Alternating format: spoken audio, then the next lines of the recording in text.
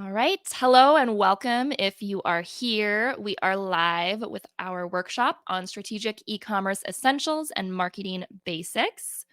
I'll give it a couple minutes just to make sure everyone gets here. But once you've arrived, feel free to say hi in the chat. Maybe just say your name or what company you're with. Say hello. Let us know you're here. You're welcome to use the chat at any point during this workshop. So if questions come up, we are happy to answer them. We'll also have a Q&A towards the end to get to any other questions. But yeah, welcome. Let's give it a little bit of time. I also want to mention just at the top of this call, I am under the weather and her voice is going in and out. So if we go into any coughing fits or anything like that, please bear with us. But I think we'll manage. It'll be Trisha running the show then. Yeah, good luck, Trisha. Pure spotlight. So, yeah. Yep. But yeah, let us know if you're here. Say hello. Saw a lot of familiar names in the registration list, so we're happy to have you all. Hi, Andy. Glad to have you. All right. Well, I don't want to delay too much. Hey, Mia. Thanks for coming. So we'll just get right into it with our workshop. Let me just see here. There we go. I'll go over the agenda briefly and just introduce our presenters for today. So first and foremost, we have Andrea Yank, Director of Marketing Services here at Top Floor. I'm sure if you've attended workshops or roundtables or listened to the podcast, you are already familiar with Andrea. And she is just kind of our go-to for all marketing services here at Top Floor. And then I'd also like to introduce Trisha Timmers. She is new to Top Floor as of like 3 months, I want to say. Has it been? Okay, yeah. She is our digital marketing strategist. So she is overseeing account strategy holistically, kind of making sure all channels work and operate together seamlessly. And we thought we would just kind of throw her into the deep end with this workshop. You'll probably be seeing a lot more of her. So this is a nice introduction to Trisha as well. So what's on the agenda for today? We are going to talk about, of course, e-commerce. I want to start off with just kind of going through why this is a hot topic right now, why we're talking about it specifically. I'll recap a little bit of some of the other workshops and roundtables we've done on e-commerce and provide some links where you can go look at those resources to catch up a little bit. And then we'll dive into really the landscape of e-commerce, how B2B and direct to consumer differ from one another. What are the nuances in that buying process? We'll talk a little bit too about managing relationships. So things like with your sales reps and sales teams, distributor relationships, etc. And then we'll go into more of the marketing channels that are available for that direct to consumer model. And some of these specific marketing tactics you can use if you have e-commerce and want to kind of grow revenue around that. And then we'll wrap up with a Q&A. So to get started, I just want to cover why e-commerce? Why is this a hot topic for manufacturers right now? And first and foremost, it kind of goes back to customer behavior and what the consumers are telling us right now. And if you've listened to other workshops or roundtables, will sound maybe like a broken record. But the B2B buyer demographic is changing. We're seeing a lot more of those buying decisions fall into that kind of millennial demographic. And they're really spending the majority of their decision-making time online. From research, whether that's passive or active research, to the actual kind of investigation of new products or equipments, all the way down to the actual transaction piece. That's kind of where they're making those decisions and evaluating their options. And it's estimated that 75% of B2B procurement spending is expected to be made online through digital channels by 2025. So in order to kind of adapt to that, we need to consider kind of other channels to bring in that revenue and those transactions like e-commerce. The other piece of this is just industry trends. We're seeing a lot more companies and manufacturing companies specifically embrace this direct to consumer model. We've seen a really significant uptick in this. And one kind of surprising statistic, I think, is that e-commerce revenue is expected to surpass B2C revenue worldwide. So the estimate here is that global e-commerce sales are expected to reach 8.1 trillion by 2026. So we are seeing this kind of vast shift towards that. And obviously, with kind of larger purchasing decisions, bigger pieces of equipment, that's going to lead to that kind of that increase in e-commerce sales. And then lastly, just kind of talking through what our experience has been here at Top Floor in the past, 12 months or so. I would say probably 50% of our website projects that we've launched in the last 12 months have been built with e-commerce or with e-commerce in mind for the future. So even if it's not something that our clients are going to do right now and here, it's something that they're planning to do in the future. And so with those projects, they want those to be built with the capability or ability to easily expand e-commerce in the future. So it's something that we're hearing a lot of internally here at Top Floor, and it's why we've been talking so much about e-commerce over the past 3 months or so, and we'll probably continue to do so as we want to kind of be a resource, as this is a really big undertaking. So I will get into a little bit too, just some of the topics we've covered on e-commerce so far, and I've provided a couple links. So if you want to go back and just review any other content that you think might be helpful, we did a workshop back in April on e-commerce readiness. So if you don't already have e-commerce, but it's something that you're considering, that's a really great workshop just to understand some of the fundamentals. How do you set goals around e-commerce? How do you strategize? We talk a lot about the distributor relationships in that workshop as well. So just kind of, again, the planning process as you move towards this transition. And then we've also put together a e-commerce workbook, which is essentially built for you and your strategic planning team, whoever is going to be involved in this project, to sit down together, define your goals. What is the purpose? Why are you thinking about adding e-commerce? It gives you some prompts to consider for distributor relationships and how you're going to manage those and keep everybody happy. Things about, what to consider for different e-commerce platforms you might use. And really, that's meant to be, as you fill it in, kind of your North Star as you go through embracing or transitioning into e-commerce. So definitely check those resources out. This presentation will be sent over to you at the end of the workshop. So all of those links are included. But with that, I will hand things over to Trisha and Andrea, starting off with the landscape of e-commerce for manufacturers today. Awesome. So the e-commerce landscape for manufacturers presents a great opportunity for manufacturers to expand to new markets, strengthen their brand presence with current and or new customers. So with this opportunity comes a chance to adapt new practices, including how you're reaching those audiences and trying to reach out to new audiences. A lot of companies used to kind of put themselves in a box when it came to their sales model, like are they direct to consumer, business to business, business to consumer?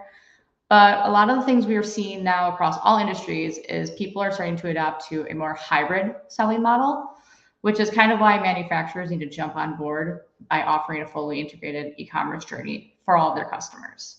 Because one thing you want to consider too is if you're not offering an e-commerce solution, are your competitors, and what are your competitors doing? And if they have that solution for their customers, are they targeting your customers as well and taking sales away from you? Because similar to kind of what Anne was saying in the beginning, research has shown that like 70% of business to business buyers prefer a rep-free sales experience, especially with the new generation of B2B buyers coming into play. The need for e-commerce for manufacturers is rapidly increasing, especially since these buyers tend to the ease and convenience of researching and purchasing online. Whether you're buying like personal shopping or professional purchase, they want that online experience. And if your company isn't offering that, you're going to be missing out on those sales. And that's the biggest thing to kind of reiterate is you're losing revenue and those customers. Another thing to consider with e-commerce too is just the reach and customers you can have geographically. You have that online solution, you have the opportunity to connect with new customers and businesses everywhere. And that's one of the big parts for direct to consumer because everybody does it. You can go on an app, go on your phone, research, buy now, it's there, it's shipped to you. So trying to reach out to those direct consumers, that's the way you're going to be able to do that. especially with like the buy now mentality that a lot of buyers have now. So it's more important now to join both the B2B and D2C space that way. Now, I'm not saying you have to get rid of your sales team, because that's not what this is. The e-commerce like solution is more or less kind of an extension of that sales team, and they should work in correlation with each other. I would just add to this too, Trisha, that, you know, I think when people are about to make a purchasing decision, they're like 90% of the way towards already, you know, committing to a company or product. And think about the number of times too that you're just kind of passively doing something after hours while you're not working. This makes that process easier to inquire about something, you know, worldwide, like you said, geographically. But yeah, again, just not during working hours. It makes that process more accessible at any time of the day. So I think that's a really good point. Absolutely. And another thing you kind of want to consider too is a lot of the times the people that are kind of doing this research and looking for those products, they're not necessarily the decision maker. They're going to take all that information and present it to that decision maker, and then that person's going to make the decision. So if they have all the information they need up front and they don't have to wait to get an email back or a phone call, it just makes that process for them faster and just a better experience for them overall. Right. Absolutely. And once that decision maker gives them the green light, then it's easy enough for them to come back to your site and complete that purchase. Yep, completely. Totally. All right. Yeah. So one thing that we can't forget about is managing the relationships, especially if you have a distribution network. You want to basically get them in on this, but also your internal sales team may be feeling a little apprehensive about e-commerce. So we have some tips on that, things that we've seen other customers do with their sales team and distribution network. As far as communication, just get ahead of it. Don't wait until you're 80% there to tell them that the solution is coming. Like, clearly communicate what was behind your decision to go with this solution. Explain it. Emphasize that it's not about replacing your distribution network or your sales team, rather enhancing them and creating that efficiency, basically. Collaborate. So work together with your distribution network and sales team. They are a great resource for everything, especially like sales materials. And I'll talk about this later too, but sales materials that may be needed on the website to, again, support that e-commerce all digital, experience. So definitely use them for some of those decisions. And then communicate basically regular updates if you can. And I'm not saying like every day, even every week. This process could take a while, but make sure that they are updated, that it's not just like set and forget it and like we'll tell them when it's launched. You can get their buy-in and get their, excitement going by keeping them in the loop during the process. And then if you can, make an avenue for feedback. So that could be feedback from your distribution network, like, hey, if you have questions on this or you want to give any feedback on this, contact your sales rep, or if they have a person to contact, or even for sales, hey, sales team, if you have any feedback on this or have any suggestions, make sure you contact this person or shoot it to this inbox or whatever. Like, we'll be looking for that feedback. So just creating that avenue. And then as far as the messaging goes, again, this is not a replacement for your sales team. It's really a supplement to your sales team. That pre-sales process is still going to be imperative. Just because you have e-commerce on your site doesn't mean you're going to get people visiting that are instantly ready to buy. They have to know who you are. They have to research their product. They have to ask questions. So yeah, not a replacement for your sales team whatsoever. So just make sure that is clearly stated. Also, this gives the opportunity to free up your distributors' time for things like basic order processing, and it allows them to actually focus on higher value services like product customizations and installations, technical support, things that they can feel like they're more, or give more time to, that are more value added.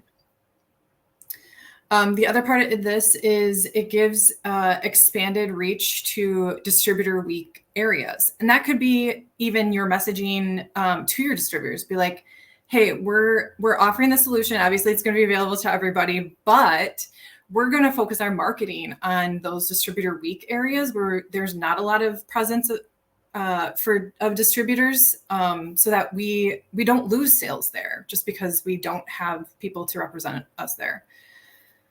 Another thing that you can probably let them know is, if you want to, is that you will be getting insights back from purchase behavior. So buying patterns, preference in their regions that you can communicate back to them. Of course, that's a lot of that's a lot of work on your part too. So obviously don't promise that unless you actually intend to do that, but things that you just wouldn't normally think about.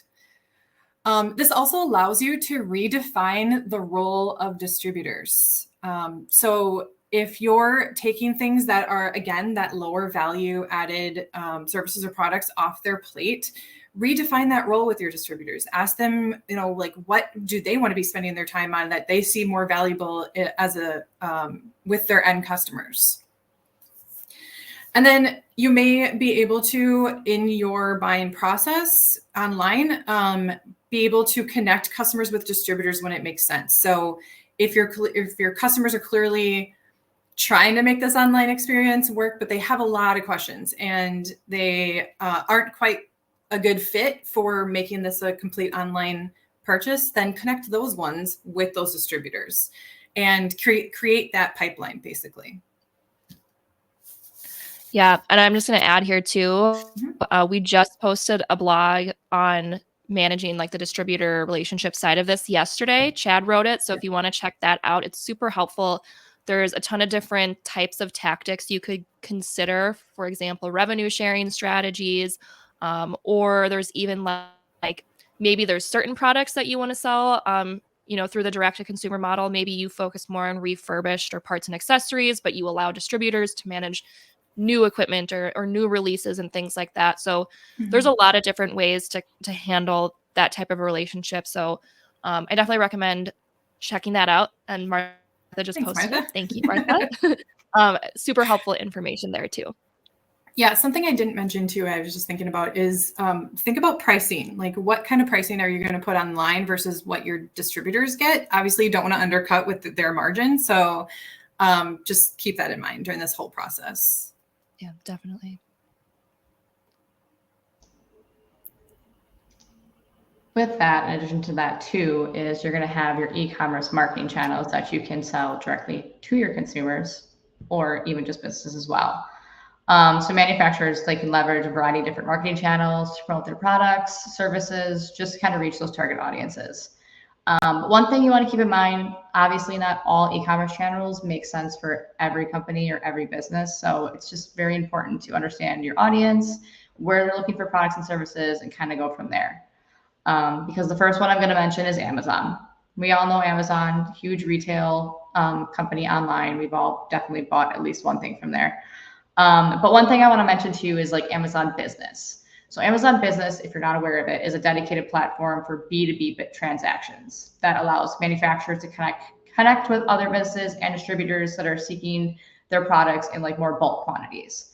So Amazon Business allows manufacturers to reach like massive audience, because you do get that Amazon audience as well. But it can also help kind of improve and increase your brand visibility and open you to other sales opportunities. Because Amazon does have a couple different selling options that they do provide to sellers as well. They offer the opportunity for Amazon to kind of handle all the logistics, which would be like fulfillment by Amazon. They have a fulfillment by merchant program too, where you handle all of the fulfillment, logistics, everything like that. But then your products are offered through all the Prime benefits that the customer gets. And then they have something called Vendor Central, where it's for more high volume manufacturers. It offers more direct wholesale relationship, and this is kind of where you're allowed to do those bulk product sales. So like with these selling options, Amazon does provide tools for marketing and advertising too, to help you increase your awareness of your products and your brand. You also have on the product detail page, you control the content you want to share, everything you want to talk about with the product. This includes like uploading really high quality images or videos that can highlight features and benefits, or just providing kind of that extra detailed description that you want to really call out on your products to try and answer all of those potential questions or concerns your customers could have. And also Amazon does have tools to run PPC ads as well to kind of increase some of that visibility in the search results. I believe they also, don't they have financing options like payment plans and things like that too? Yeah, they do have that in the back end, and that kind of goes with depending on which seller like option you pick. So it can kind of vary and change. And then that's where some of the fees come into play with Amazon, which can be a little bit of a downside. But if you're depending what you're selling on there and how like the price point for the product, it can pay off in that part of it too. Another part about what the payment options actually is, Amazon offers something called Amazon Pay. So not sure if people have seen this, but when you're buying on other websites, you have the opportunity to like Amazon Pay. And what that is Amazon doesn't directly handle the transaction, but like they integrate the Amazon Pay API with like your website's checkout process. So if you have an account on Amazon, you're selling on Amazon and people are buying elsewhere, they can use that to pay on your website as well. So it was kind of like a little bit of a bonus for if you have e-commerce on your website, and if you're also selling on Amazon, you kind of have those two options for your buyer. But Amazon also is very competitive. So manufacturers need to kind of make sure they have a strong brand and presence so they stand out, especially against competitors or other distributors that are selling similar, if not the same product. I have a quick question, and hopefully it's not too much of a curveball. It's okay if you don't know the answer, but sorry. But if you don't have e-commerce, would Amazon be a place to almost kind of be like a testing ground for like smaller scale types of like product e-commerce? Like if you're kind of testing the waters and not yet sure if you want to roll out your own e-commerce platform, is it kind of a good way to test that kind of thing? I'm going to say no, because it's not free. Okay. There's always going to be some kind of a fee that you're paying for in the background. Even if you do fulfillment by merchant, you're still going to be paying some kind of fee to Amazon to have your product up there. Got it. So it probably wouldn't be the best one to test out right away to be like, let's see how this works. That would probably be more of like a Google Merchant Center, just because you can upload your things there for free, which I'll get to. But with that being said, the product's on Amazon. It's a powerful e-commerce marketing channel, but I do understand that it's not suitable for all manufacturers. It's definitely more geared towards categories like consumer packaged goods, electronics, clothing, accessories, home and kitchen goods, things like that. But it could be a great option for a lot of those smaller industrial and accessory parts that are easier to ship and they're not as bulky. Because we understand you're not going to be selling it, you're not sending a piece of equipment through Amazon Prime, and it's not just going to show up on my doorstep. Totally understand that. So just keep that in mind, that it could be at some point a good option for those smaller tools that way. But the second one that I'm going to talk about is Meta Marketplace, where manufacturers is definitely a great place to add to part of your e-commerce marketing strategy, particularly definitely for the B2C and like kind of D2C sales. Similar to Amazon, it has a massive user base. Their targeted audience selection can help you boost your brand awareness and reach new relevant audiences. It also kind of gives manufacturers the opportunity to show the variety of their products in kind of one spot, because Meta does offer free product listings that can increase your product visibility, and also it could lead those users to your website. So you can buy on Meta, and you can send people to your website, depending however you want to do that. Probably the biggest feature, or just the biggest pro of Meta Marketplace, is that it's the direct conversation to your consumer. So you have direct communication with all of your current or potential customers. It's like Meta does this great thing where they kind of address some of the common questions you get, and they provide kind of that additional product information that you would need to help kind of build trust with your potential buyers in a way. So they kind of they do what they can to help you along the way, which is really great for an online tool. And then also you can also definitely boost your sales and your conversions through paid advertising. Meta's targeted audience tool is great to be able to make sure that your products are kind of getting in front of the relevant audience that you need. And they have great call to actions you can put on your product listings to encourage viewers to visit your website, make a purchase, or just learn more about the product that you're talking about. Similar to Amazon, understand it might not be the perfect fit for manufacturers because it definitely does have it has a large audiences and a large range of products, but it's not necessarily suitable for every category. It's similar to Amazon where they have more consumer goods, kind of like handcrafted products and more local products. It's probably not ideal for like the bulky or large pieces items that you would have. But their massive reach does make it great for the potential customers through advertising. So if you can sell it elsewhere, it's definitely like a great e-commerce tool, but it depends on your target audience, your product, and your brand strategy as well. The best tool though, probably to start with would be Google Merchant Center. And that can just be a powerful tool for manufacturers to add to their e-commerce marketing strategy, especially the direct-to-consumer aspect of it. Even business to business, like you said, like Anne mentioned before, you're at home, you're scrolling through things, it just kind of happens, you find it, go to work the next day, and you talk to your boss about it. With Google Merchant Center, though, they do let you upload free product listings. So with that, you can upload all of your product information to Google Merchant Center for free. They make your products discoverable on Google Shopping, in your search results, and even on YouTube. So it definitely increases your visibility across the board dramatically. And it doesn't like completely just rely on your website. So you can upload really high quality images, accurate specifications that the person needs to know, because these tools are very specific when it comes to what they're going to be used for and who's buying them. And you can also you could even add targeting advertising to that if you want to do some PPC with Google Ads to kind of reach more of those niche customers that you're really looking for. But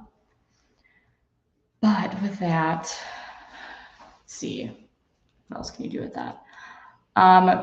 Google Merchant Center is great because it does enhance your marketing strategy, but it also kind of helps show customers who you are, and it helps put your name out there when it's not necessarily what they were looking for to begin with. So it can be really great at using some of those keywords to draw new customers to your page, or just kind of let them know that you're out there in that category. Mm-hmm. I think if anybody has searched any kind of product based query basically, you've noticed that Google will automatically serve shopping listings right away, and even industrial products, like it can be, industrial vacuums or whatever. Because it knows it's a product, it'll automatically insert like anything from the from the Google Merchant Center basically into those search results. So if you're not there, that's a huge piece of real estate on the search result page that is going to your competitors. Well, right. And especially just when you're searching for certain things too, it's like, I'll get a whole thing of shopping ads and I'm like, this isn't what I wanted. I just wanted the information on it. So it's like, even if you're not necessarily looking for it, your product could show up because it's relevant, but you kind of, it's free real estate you want to have there just to make sure that customers know that you are there and it's showing up, and it doesn't cost you anything too. And just because you're showing up as a product listing doesn't mean that it is only going to attract those that are ready to buy. Like they can click through to your product and then they're on your website. They're looking through your specs. They're doing the research at that point. Just because they were brought in from a shopping ad doesn't mean they are actively shopping. Exactly. And the thing too is like, it can lead back to your website, because the information you put on your website, if you do have an e-commerce solution on there, Google can feed that through and they can create the ads that way too. So that kind of brings it back. That brings it to like the last marketing channel is your company's website. Something very simple. You already have one. Your website can be like the cornerstone of your e-commerce marketing strategy as a manufacturer. I mean, on your own website, you're in complete control of your brand, the story you want to tell, the products you want to showcase, and like your company's real expertise in that industry or the products they have. This is how you're going to build trust and build your brand with customers by sharing that story and the values you have and how you can kind of really connect with those people. The direct traffic to your website also will be improved through your SEO and PPC efforts that you could have.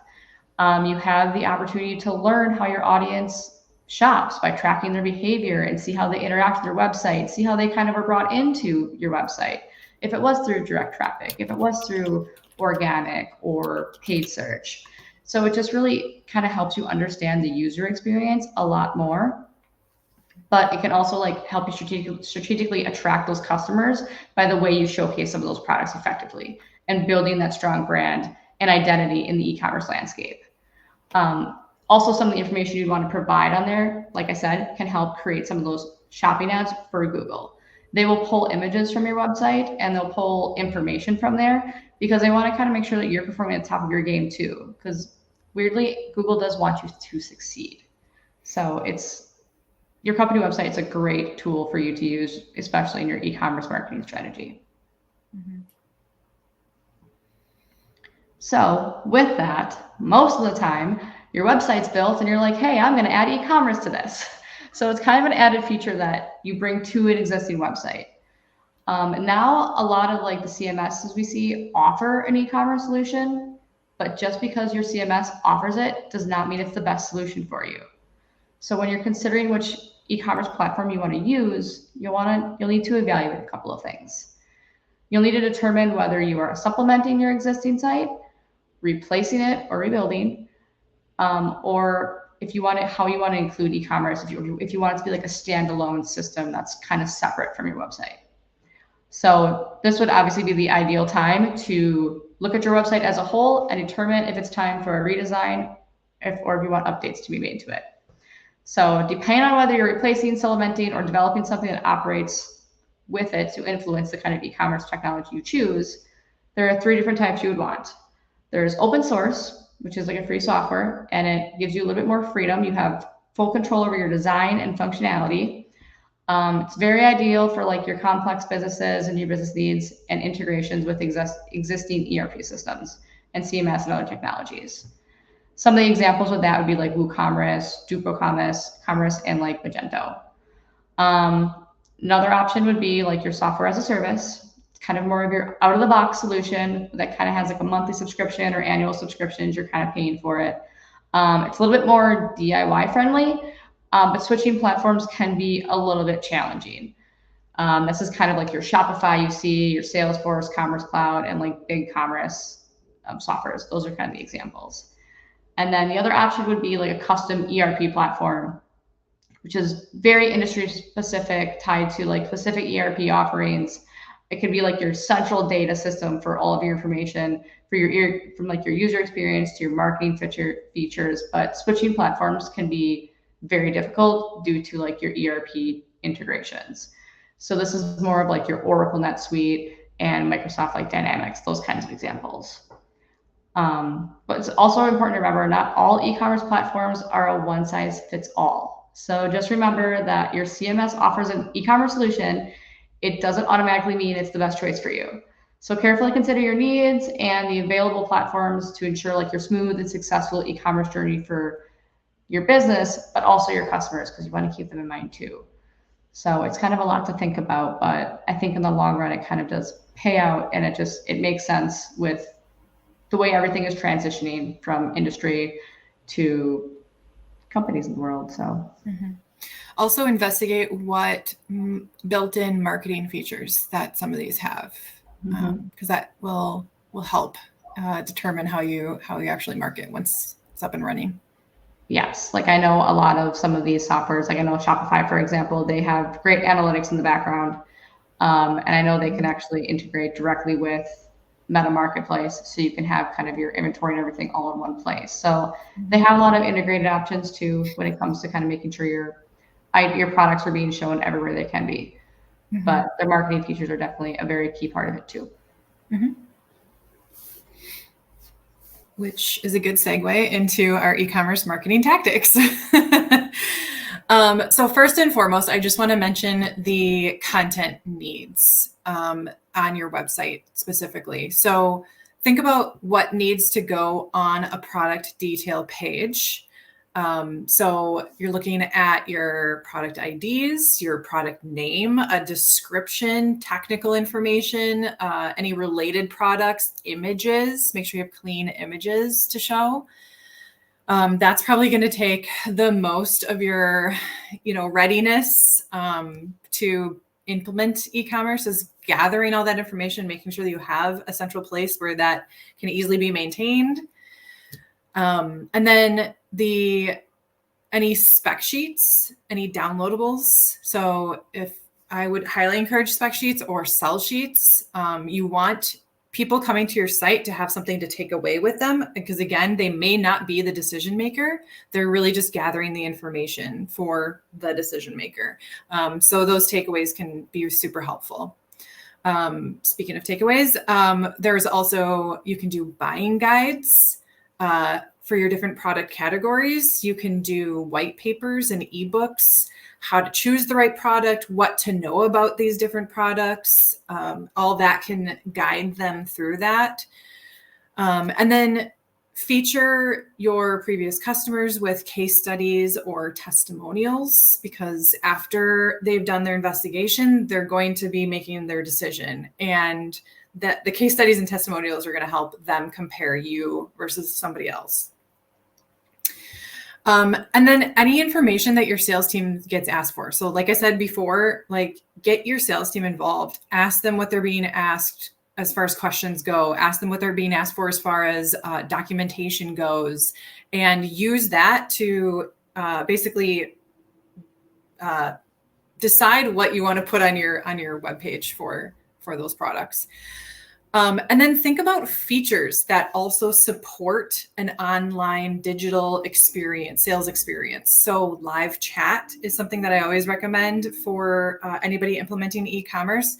If somebody is, again, trying not to pick up that phone, but really trying to do their research, they may have a quick question and they're more likely to do a live chat rather than a quick email or contact us, because they don't know when they're going to get that answer back, and their deadline could be, tomorrow. So live chat is super helpful in that to support that. Another thing with live chat too that's really great is because it records all those conversations. You can find out if people are asking the same questions over and over and over, and then you can add that to whatever part of the website it would make sense.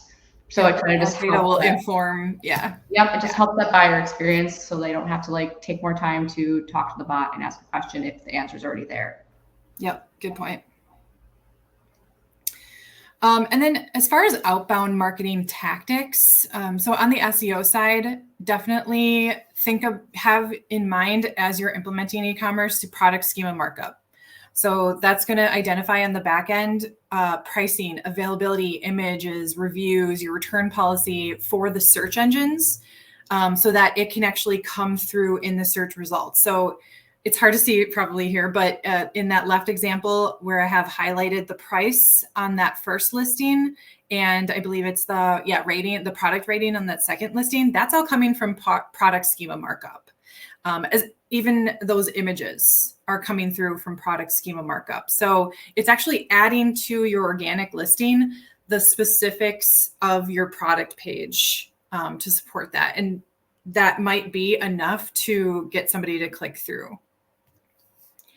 And then all of that actually feeds into the Google Merchant Center. So it makes it easier for Google Merchant Center to crawl your website and automatically bring in that product information. So you're not updating things in two places. You're updating on your website, which feeds into Google Merchant Center, and it will update as your website gets updated. So that's super handy. And then if you have Google Merchant Center, then on the PPC side, of course, you can do shopping campaigns. And there's a couple different, you can prospect with that. So you're using those prospecting audience segments, or even if there's not an audience segment within Google that makes sense for your customers, you can even build an audience segment based off of keywords they may have been searching recently. So you want to make sure it's industrial vacuums or whatever they're looking for. That's more industrial, commercial based. But also you can remarket to people that have viewed products or abandoned them in their carts with dynamic product images off of the Google Merchant Center. So it'll actually show them in display ads the products that they left in their cart. And then the email marketing, I just want to mention this one because it's worth mentioning that you can also do email marketing, set up automatic tools actually to do email marketing for abandoned carts. And actually one of our customers that does have abandoned cart emails, I just went in the other day to look at that, and they have a 10% recovery rate. That's 10% of the orders that have been, or the carts, I should say, that have been abandoned they've come back through that email and completed their purchase. So when you're talking thousands of dollars worth of product, that's huge. So don't forget about things like that. Like nurture the whole journey, not just the front end.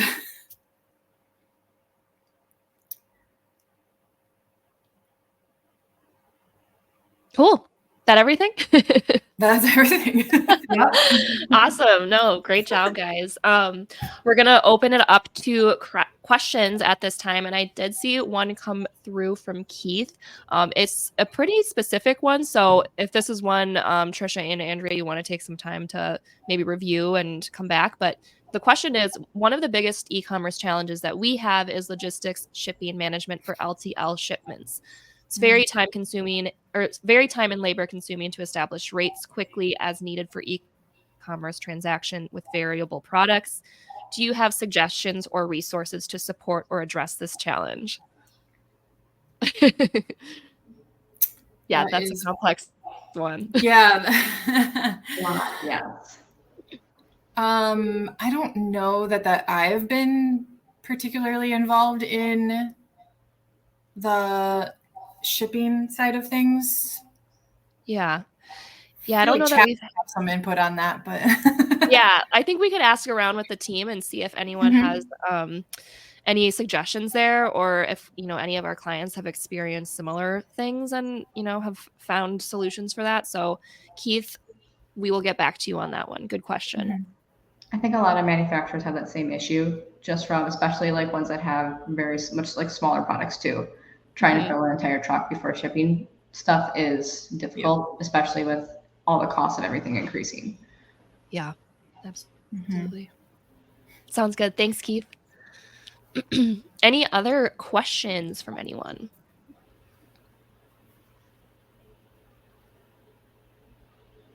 I have a question. It's probably a silly question, but when you were talking about, Trisha, the Google Marketplace and listing your products there, you do have to have an e-commerce website, right, to list things there. They kind of go hand in hand, correct? Yeah, you do have to have e-commerce on your website, and it will pull it in there that way. So there is that part. But I guess if you invest the time and money to add e-commerce to your website, adding Google Merchant Center, it's free. So 100%. Yeah, you can do it. Yep. The only time it costs anything is when you do paid shopping ads, but you can list for free on there. So, which I didn't even realize until, definitely. I didn't even realize that until a few months ago, I think. I just assumed they're always shopping ads. And then I think you told me, Andrea, you're like, well, it's also organic. And I was like, oh, well, that's, no brainer for sure. All right.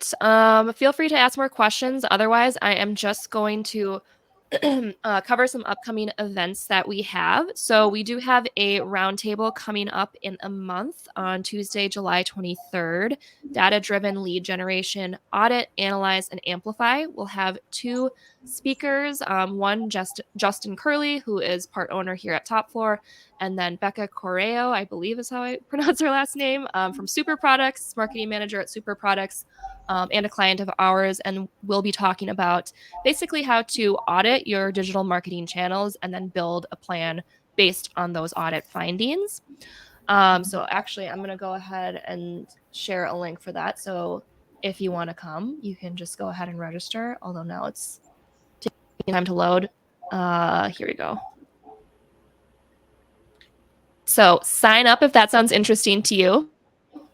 And then we also have another workshop on a similar topic in August 21st, which is Lead to Revenue, Mastering Lead Generation ROI.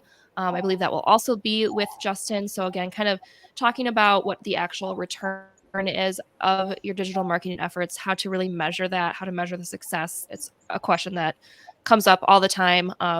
So that'll be a good one. And then September, we have Map Your Success, a buyer persona and user journey workshop for manufacturers. And that'll be with probably myself, Andrea, and then Isamar, who is our UX designer here at Top Floor. She'll talk a little bit about the process of understanding buyer behavior and how to build a user experience that really tailors to that customer. So that's what you have to look forward to. All of those events will be sent over to you in a follow-up email. But with that, I don't see any other questions. So I think we can wrap up. Thank you, everyone, for attending today. If any additional questions do come up, feel free to reach out to us. And then, of course, thank you, Trisha and Andrea, as always, for your knowledge and expertise. Thanks. Yep. All right. Bye. Thanks, everyone.